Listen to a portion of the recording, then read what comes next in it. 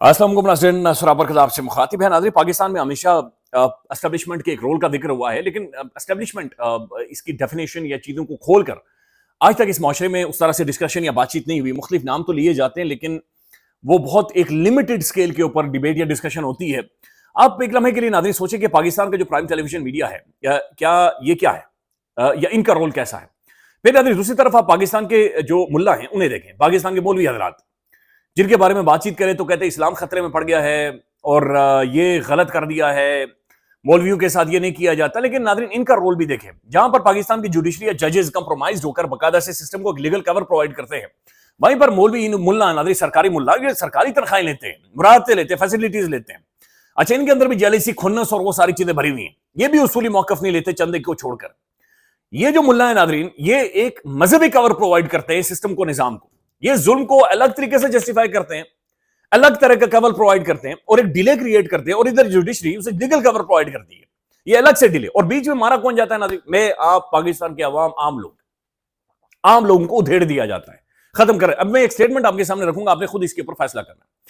पाकिस्तान के अंदर एक डिबेट हो रही है गुज़श्ता चंद घंटों से कि ट्रंप की और ममदानी की, ज़ोहरान ममदानी की पिक्चर्स सामने आई हैं, तस्वीर सामने आई है। क्या खूबसूरत, जबरदस्त। ममदानी एक तरफ खड़ा है, साथ ट्रंप खड़ा है, और ये दोनों बदतरीन खून के प्यासे एक दूसरे के। ममदानी ने कहा ये फैशिस्ट है, ये सठाया हुआ बुड्ढा है, ये पागल है, ये जहनी मरीज बंदा है, और मैं बिल्कुल इसे मैं इसे फाड़ कर बाहर फेंकूंगा। और ट्रंप ने लिटरली उस नौजवान रहनुमा को धमकियां दी, उसने मैं काम ही नहीं करूंगा। बल्कि ट्रंप, जो ज़ोहरान ममदानी का मुखालिफ था, वो ट्रंप का बदतरीन मुखालिफ था। ट्रंप फिर भी उसके साथ जाकर खड़ा हुआ कि भाई इसे बाहर फेंको, ये कम्युनिस्ट है, यानी बेसिक हमारी जो आइडियोलॉजी है उसके खिलाफ ये बंदा है, लिहाजा ये न्यूयॉर्क को बर्बाद कर देगा, तबाही फेर देगा। पाकिस्तान में ये बातचीत हो रही है कि ट्रंप और ममदानी बैठ सकते हैं, तो भाई ये क्यों नहीं आपस में बैठते? यानी सोहेल आफरीदी और पाकिस्तानी निजाम, ये सिस्टम क्यों नहीं आपस में बैठता? वो खतूत लिख लिख कर मर गया है, स्याही पन्नों की खत्म हो गई जितने खतूत लिख चुका है। अदालतों के अंदर धक्के खा कर सोहेल खान अफरीदी साहब की नाज़रीन जूते घिस गए, अडियाला जेल के बाहर बैठ बैठ कर जूते घिस गए। इधर से सिस्टम ये महसूस कर रहा है कि उसके साथ टेबल टॉक कर ही नहीं सकता, बैठ ही नहीं सकता। आज जाहिर है सोहेल खान अफरीदी साहब की जर्नलिस्टों के साथ, साफियों के साथ नाज़रीन मुलाकात हुई, और मैं तो खैर टाइम पे नहीं पहुंच सका, बहुत शाम लेट, मेरे ख्याल में 6 बजे जाकर हम पहुंचे। लेकिन बहरहाल उस टाइम भी उनकी एक तमाम तर मीडिया न्यूज चैनल्स के ब्यूरो चीफ्स के साथ मुलाकात हो रही थी, और उस दौरान मुझे उस मुलाकात में बैठने का मौका मिला। और पहली दफा नाज़रीन मैंने देखा वो बंदा, he is unbeatable with the facts. 1 2 3 4 5 is clear. 2 + 2 = 4 Sohail Khan Afridi आपको 2 मिनट में करके दे सकता है। आज के दिन में सोहेल खान अफरीदी पहले तो उन जर्नलिस्टों के साथ मिला जिनकी नौकरियां फारिग हुई हैं, जिन्होंने नाज़रीन बदतरीन तशद्दुद पसंद बर्दाश्त किया है, खौफनाक बहरानों से गुजरे हैं। पर्सनली उन्हें कुटा गया, पकड़कर मारा गया, उन्हें गिरफ्तार किया गया, उनकी नौकरियां खत्म की गई, उनकी जिंदगी जानू बना दी गई। उन साथियों के साथ जख्मी, उनका खून रस रहा था, उनके साथ सोहेल खान अफरीदी मिला, सख्त सवालात हुए। उसके बाद नाज़रीन बाकायदा से जो डिफेंस के रिपोर्टर्स हैं, यानी जो ISPR को रिपोर्ट करते हैं, जो डिफेंस के मामलात को रिपोर्ट करते हैं, जो बैनुल अक़वामी मीडिया पर जाते हैं, वो सोहेल खान अफरीदी के साथ मिले। एक बड़ी लंबी तादाद, ये दर्जनों साथियों की मैं बातचीत कर रहा हूं। वहां पर सोहेल खान अफरीदी से तगड़े सवाल हुआ, जनाब तू कैसा बंदा है यार, KPK के अंदर दहशतगर्द आए हुए, और आप कहते हैं कि जनाब मिलिट्री ऑपरेशन है, तो सख्त तरीन सवाल हुए। ही एक्सप्लेन, मैंने इंटरव्यूज किए उनके, लिटरली मैंने KPK हाउस के अंदर ही उनके इंटरव्यूज किए। वो very clear, is a very smart gentleman. उसके बाद नाज़रीन ब्यूरो चीफ्स के साथ, अब ब्यूरो चीफ नाज़रीन ये वो लोग हैं पाकिस्तान के मीडिया के जो घाक है, बुजुर्ग हैं, बाल इनके सफेद हो गए हैं, सर इनके गंजे हो गए हैं, तगड़ा तजुर्बा लेकर ये वहां पर बैठे हुए सख्त तरीन सवाल हुए, एंड लाइक काम, स्ट्रेट, क्लियर, बहादुर, दिलेर, गुड लुकिंग। 2 + 2 = 4, लाइक पूरे सवालात उस बंदे के पास मौजूद हैं। इतना मैसिव मीडिया को, इतनी बड़ी तादाद में साफियों को, जर्नलिस्टों को फेस करना नाज़रीन, इसके लिए गुर्दा चाहिए, इसके लिए साह चाहिए। और वो बंदा शाम तक, सुबह से लेकर शाम तक बैठा रहा कि पूछो, जो कुछ है तुम्हारे पास पूछो, मैं तुम्हें जवाब देता हूं। तो it's very clear, he is very clear. एक चीज के ऊपर नाज़रीन सोहेल खान अफरीदी साहब कन्विंस है कि मैंने कानूनी रास्ते अपनाने हैं, और ये जो कानूनी रास्ते नाज़रीन वो अपना रहा है, ये इन्हें घसीट कर अपनी पिच के ऊपर लेकर आ रहा है। और महसूस ये हो रहा है कि नाज़रीन ये सोहेल खान अफरीदी की असल पिच नहीं है। उसने कहा था ना कि मैं अनप्रेसिडेंटेड हूं, और वो अनप्रेसिडेंटेड है। वो इन्हें जिस पिच के ऊपर एग्जॉस्ट कर रहा है नाज़रीन, ये सोहेल खान अफरीदी की पिच ही नहीं है। वो इन्हें कानूनी तरीके से पहले घेर घार रहा है। वो साफियों को बुलाकर मुस्कुरा रहा है, मुस्कुरा कर बता रहा है, बताए मैं क्या करूं। उसके सामने साफी नानी अपनी जो जुबान है ना, दांतों के नीचे देकर दबाते हैं। जब वो पूछता है मैं क्या करूं, میں نے مریم کو خط لکھا, میں نے شہباز صاحب کو خط لکھا, میں نے فلانے کو خط لکھا, میں اس کورٹ میں گیا, میں اس کورٹ میں گیا, میں اس جج کے پاس گیا, میں اس جج کے پاس گیا, میں کیا کروں؟ آپ مجھے بتائیں, صحافی ہوں گا, آپ مجھے بتائیں میں کیا کروں؟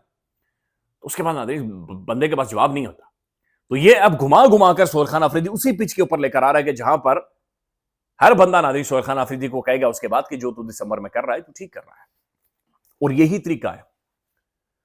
سہیل خان آفریدی ناظرین ان کے پاس 4 سے 5 پلان ہیں. ہی مینز بزنس, اور وہ پاکستان کے اندر ایک میسو کرائسس, پولیٹیکل کرائسس آپ یاد رکھیے گا, وہ بندہ کریٹ کرے گا. تو ناظرین پاکستان میں بات چیت ہو رہی ہے کہ جناب زہران ممدانی اور ٹرمپ جیسی صورتحال کیوں نہیں ہے. یار کیسے کو منافق لوگ ہیں, اندازہ لگائیے. ممدانی پاکستان کے اندر ہوتا زہران, پہلے تو ناظرین ممدانی کو الٹا لٹکا کر نازک غذا پہ کرنٹ لگا جاتی, یہ تو پکا تھا.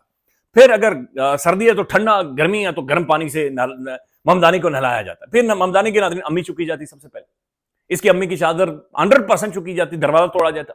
ممدانی کے بچوں کو جوتے مارے جاتے, معصوم بچوں کو ذہنی مریض کیا جاتا. ممدانی کی بیوی اسے بلیک میل کیا جاتا, اٹھایا جاتا, چکا جاتا. ممدانی 9 مئی 26 مئی پتہ نہیں کیا 27 مئی 28 مئی 29 مئی کے تمام تر 250 کیسز کے اندر گرا ہوا ہوتا. ممدانی کو ناظرین جو پرزنز وین ہیں ان گاڑیوں کے اندر ڈال کر تقریباً 3 4 گھنٹے دھوپ میں چھوڑا جاتا, سکھایا جاتا ممدانی کو.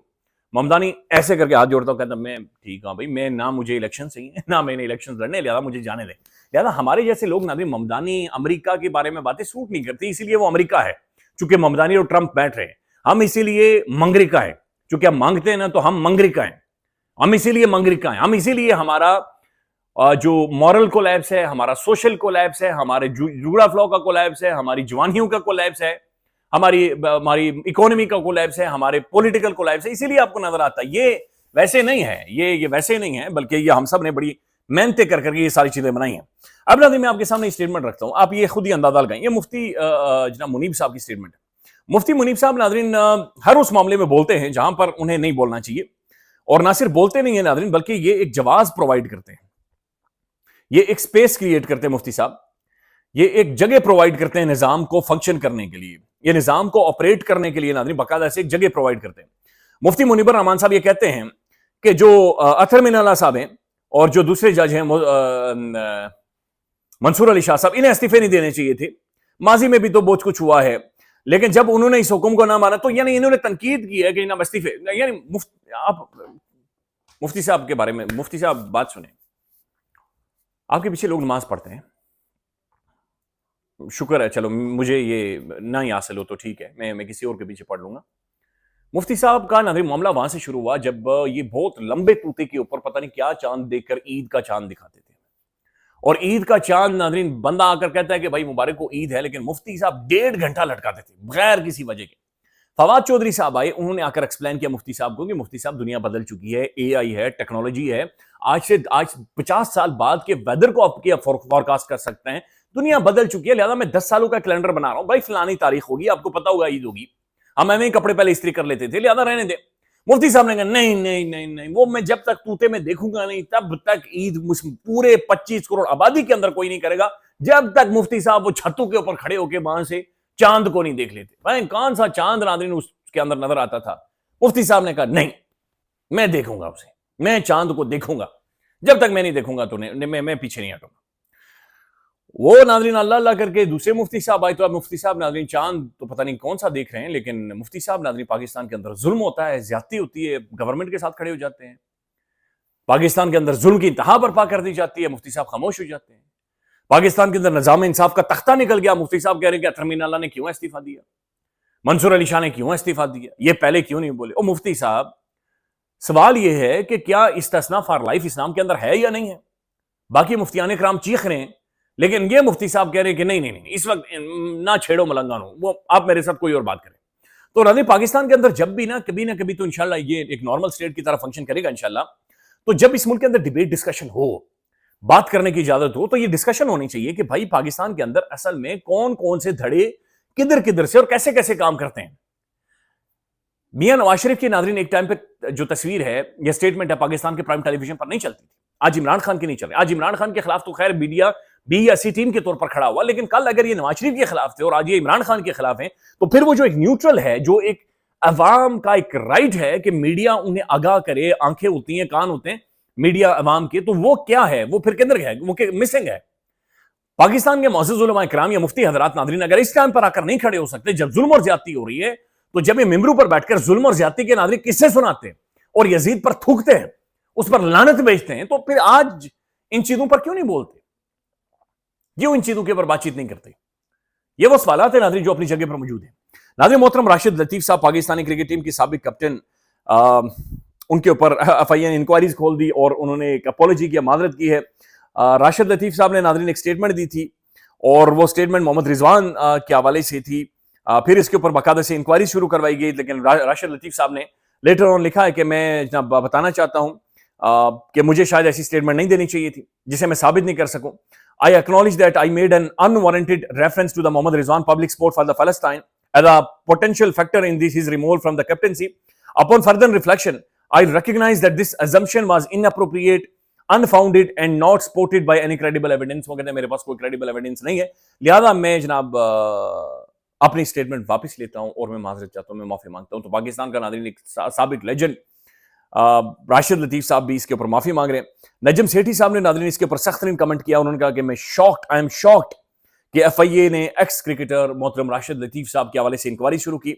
इसके ऊपर मोहसिन नकवी साहब ने ट्वीट भी किया। उन्होंने कहा कि जनाब जो तुम्हारा कमेंट है नजम सेठी, ये कंप्लीटली मिसप्लेस्ड है, इल टाइम्ड है और फैक्चुअली इनकरेक्ट है। PCB action against Rashid Latif was never about silencing criticism, यानी हम क्रिटिसिज्म को नहीं रोक रहे थे। It was about addressing the deliberate spread of the false and defamatory allegation. और राशिद लतीफ ने माजरत करके बुनियादी तौर पर ये तस्लीम किया है कि उनकी जो स्टेटमेंट थी वो जनाब डेफेमेटरी थी और उसके अंदर कोई मंतक नहीं थी, लॉजिक नहीं थी। लेकिन आदमी मंतक और लॉजिक हो भी तो राशिद लतीफ को इंसाफ कहां पर मिलेगा? सवाल तो ये पैदा होता है। अगर राशिद लतीफ ने जो गुफ्तगू की या बातचीत की और वो ठीक बातचीत कर रहा है, यानी राशिद लतीफ ने यह कहा कि जो जुआ कंपनीज उन्होंने मजबूर किया रिजवान को कि वो उनकी शर्ट्स और उनकी लोगो वाली शर्ट्स पहनकर खेले, बैट के ऊपर उनका लोगो लगाए। अच्छा, यही बात अगर राशिद लतीफ कहीं रूल ऑफ लॉ पर कहीं पर भी चैलेंज करे पाकिस्तान में, किधर कर सकता है? वो किधर, कहां पर उसे कोई राइट, कहां पर उसे एक फेयर इंसाफ या जो ड्यू राइट ऑफ प्रोसेस है, जस्टिस है, वो उसे मिलेगा? उस बेचारे ने अपनी जान बचाई है, राशिद लतीफ ने नादरीन अपनी जान बचाई। ख्याल रखिएगा, अपडेट करेंगे। अल्लाह हाफिज।